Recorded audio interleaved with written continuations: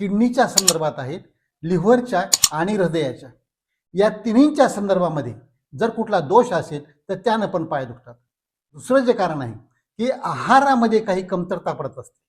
तुमचा आहार जर संतुलित आहार नसेल, जे घेऊ नये तुम्ही घेत असाल आणि जे घ्यायचंय ते घेत नसाल,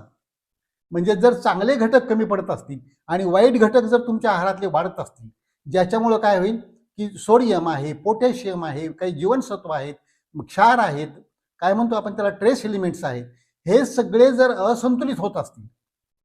त्याच्यामुळं पण पाय दुखतात आणि पायाला गोळे येतात. तसंच तिसरं जे कारण असतं ते म्हणजे तुमची लाईफस्टाईल, तुमची दैनंदिनी जी आहे, याच्यामध्ये तुम्ही सकाळी उठण्यापासून रात्री झोपेपर्यंत जे तुमच्या हालचाली आहेत, तुमची साधी बसण्याची ढब असेल, चालण्याची असेल, तुमच्या शरीराला काही व्यायाम आहे का, तुमची मानसिकता कशी आहे, या सगळ्या गोष्टी